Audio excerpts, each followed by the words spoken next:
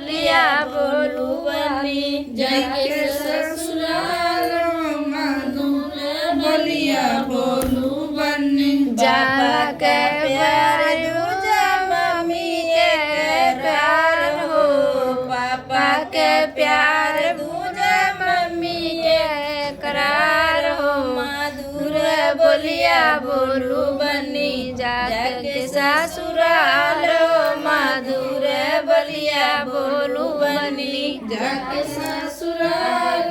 मधुर बोलिया बोलू बनी जाके ससुराल हो मधुर बोलिया बोलू बनी जाके ससुराल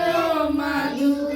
बोलिया बोलू बनी जाके का प्यार दूजा चाची से करार हो चाचा का प्यार दूजा चाची के करार हो मधुर बोलिया बोलू बनी जाके ससुराल हो मधुर बोलिया बोलू बनी जाके ससुराल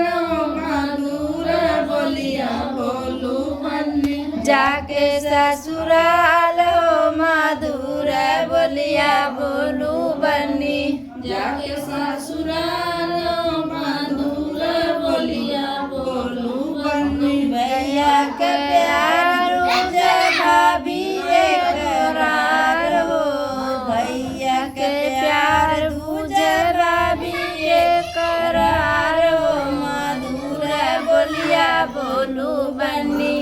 जाके ससुराल हो मधुर बोलिया बोलू बनी जाके ससुराल मधुर बोलिया बोलू बनी जाके ससुराल हो मधुर बोलिया बोलू बनी जाके ससुराल मधुर बोलिया बोलू बनी बुआ के प्यार जय पप्पा के करार बुआ के प्यार जय पप्पा के करार मधुर बोलिया बोलू बनी जाके ससुराल मधुर बोलिया बोलू बनी जाके ससुराल मधुर बोलिया बोलू बनी जाके ससुराल मधुर बोलिया बोलू बनी जाके ससुराल मधुर बोलिया बोलू बनी।